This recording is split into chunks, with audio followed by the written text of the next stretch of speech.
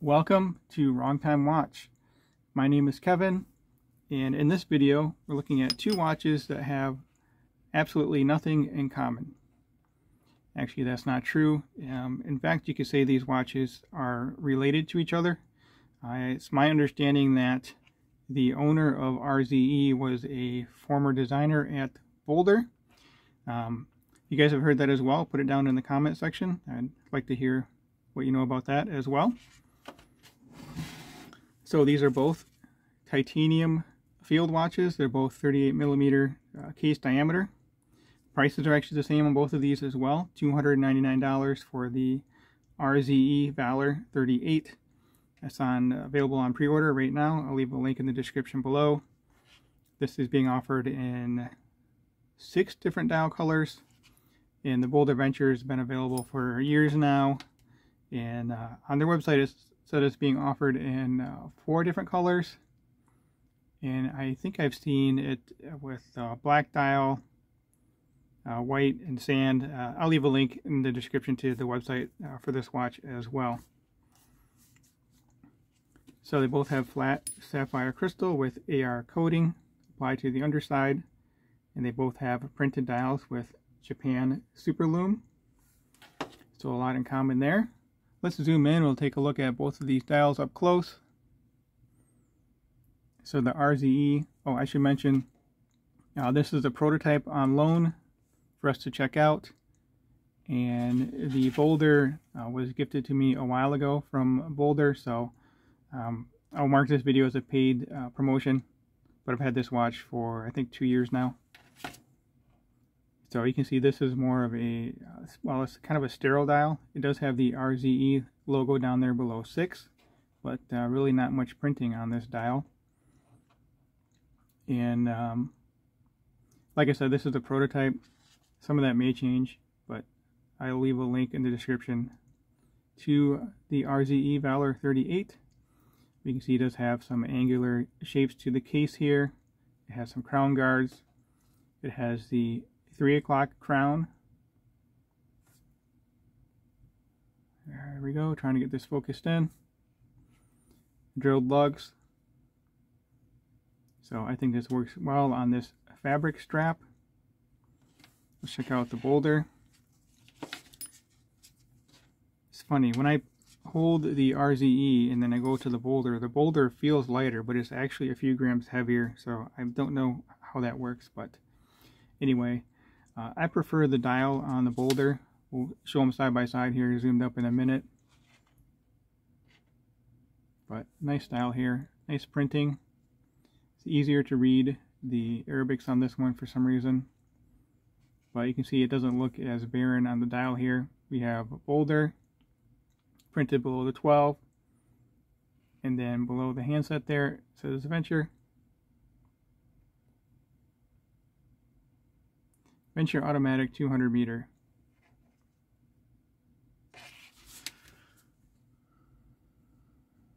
There we go. This camera does not like to focus for some reason. But I do like the orange accents on here. You have the orange accent on the second hand. Orange is the best color. I also like the syringe hands. So let me bring over the RZE. We'll put these side by side. If I leave them flat on the table, it'll have some better focusing here, the camera. So the Arabics are bolder on the RZE, but a little easier for me to pick up on the BOLDR. Let me know what you guys think of that.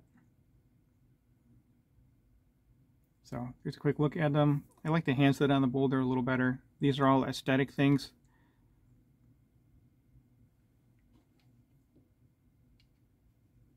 So I don't know if the hands are black on the Valour,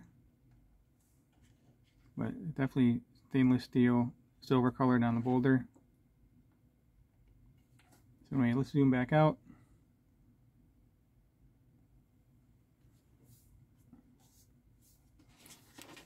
Okay, so the Valour on my left hand has the Seiko NH38A movement, so it's actually a no date movement.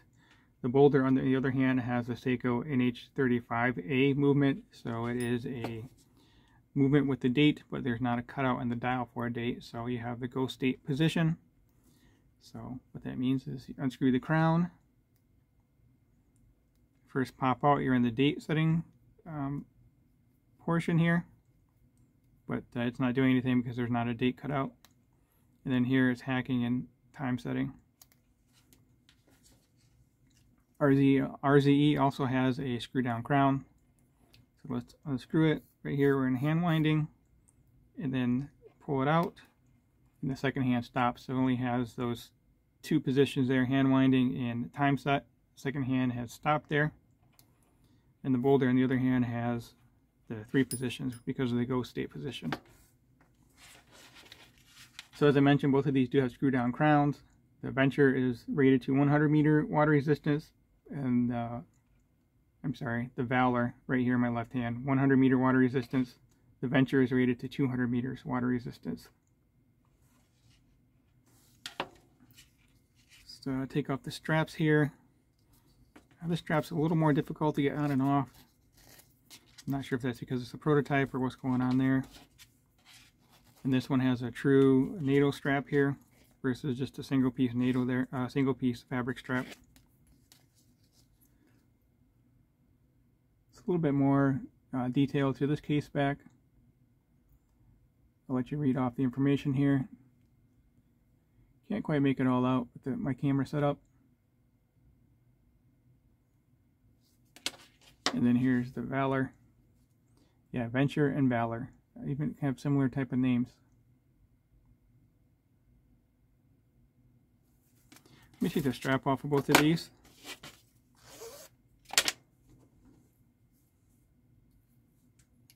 A closer look at the cases here. You can see the color difference, and the reason for that, which I haven't mentioned yet, is the Venture is just pure titanium, and then the Valour is coated.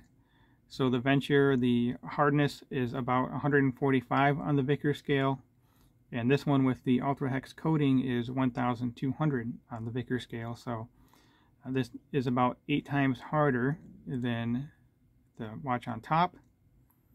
So I would imagine that means that you're going to get a lot less scratches, maybe perhaps 8 times more scratches on this watch. So if you want your watch to have a patina look to it, which is what I call that with the scratches and kind of scuffs and scrapes on here, for a field watch, I like the way this looks with a little bit of, we'll call it battle damage, battle scars. This one here, you're not going to get that as easy. I'm sure you could scratch it if you really wanted to, but just walking out in the woods and whatever type of adventure you're doing, I don't think you're going to get any damage to this watch. So yeah, very similar looking in a way. This one's a little more simple looking, I think. Doesn't have quite as many chamfers and stuff like that. And here's a look at it from the crown guard side, the crown side. This one does have crown guards. This one kind of has crown guards too. I guess you could say it's built into the case. So I didn't screw it all the way back down yet. There we go. So you can see these both do have signed crowns. The crown's a little bit smaller on the BOLDR 6mm crown versus 6.5 on the RZE.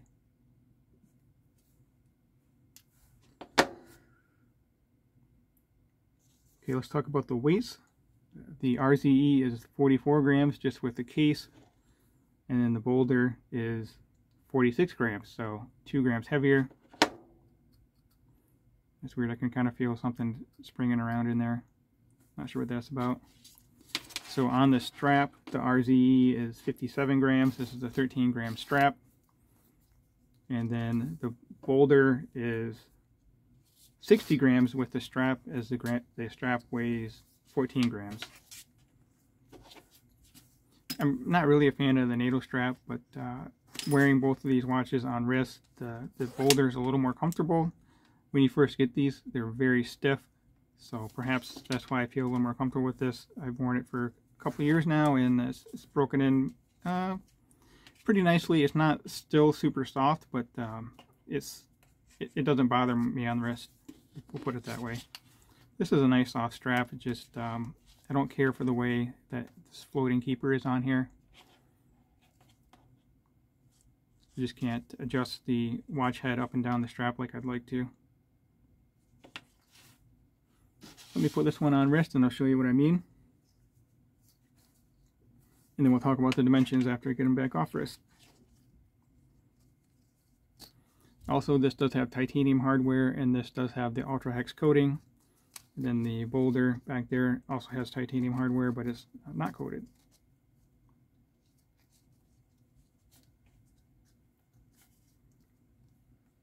So this has the floating keeper here.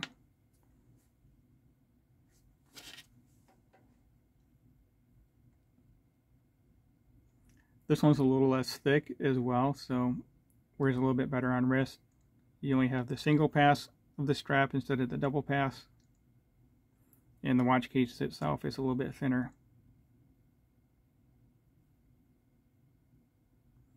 But both these are very comfortable on wrist. They're so light, I kind of forget I have them on wrist after a while.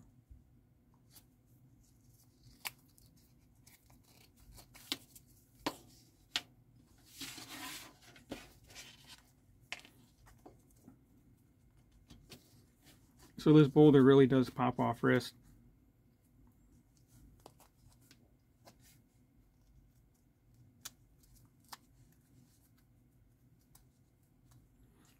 But I can tuck this strap back under since it's a NATO strap with the two keepers there. The other strap's a little bit shorter. Actually, I'll show you both of those side by side here in a moment again.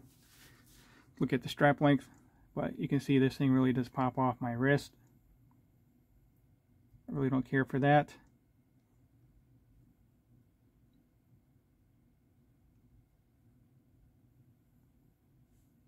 So there we go. Very comfortable on wrist. Especially considering that strap is broken in now. Okay, let's talk about the dimensions of both of these watches. So the RZE in my left hand here, 45.1 lug to lug. 45.1 lug to lug. The Venture is a little bit shorter at 44.2. Case diameter on both of these is the same at 38 millimeter. Case thickness. The BOLDR on top here is 12.1 thick, and then the RZE is 11.6 thick. And then when you consider the strap, 13.1 for the RZE and 15.3 for the BOLDR. So that thickness to diameter ratio is way off. That's something I always think about. Say for example, my SKX009, it's 13.5 millimeter thick, but the case diameter is 42, so I'm more okay with that thickness. The SKX013, it's the same thickness, but it's a 38 millimeter watch, so it's just the proportions are off. Same as this one for me here. They both have 20 millimeter lug widths, and as I mentioned, the crown on this one is 6.5, and this one has a 6 millimeter crown.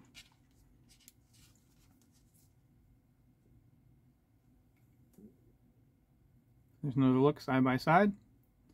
And with all that said, we'll pause the video and take a look at the loom. I don't think I'll throw this one in, but just wanted to show you side by side the size differences again.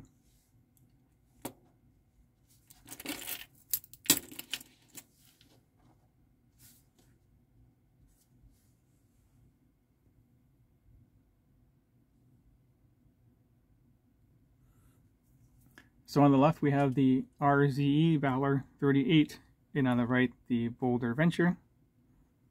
So as far as the loom, the BOLDR Venture is a lot better than the RZE, but again, the RZE is a prototype, so perhaps for the production run the loom will be better.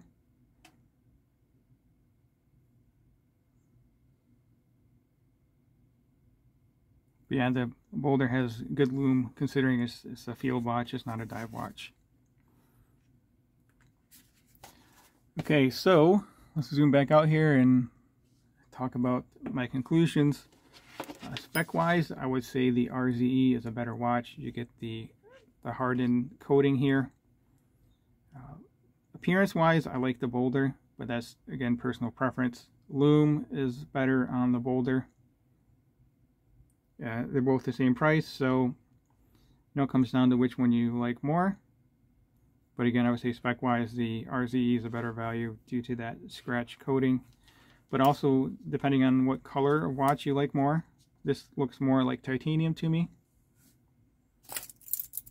But this one, doesn't really look like stainless steel either. It looks like something different. So there's a good look at the different color here. Put this one up here. If you haven't subscribed yet, please hit that subscribe button. I greatly appreciate it. It really helps me out. Here's a great watch.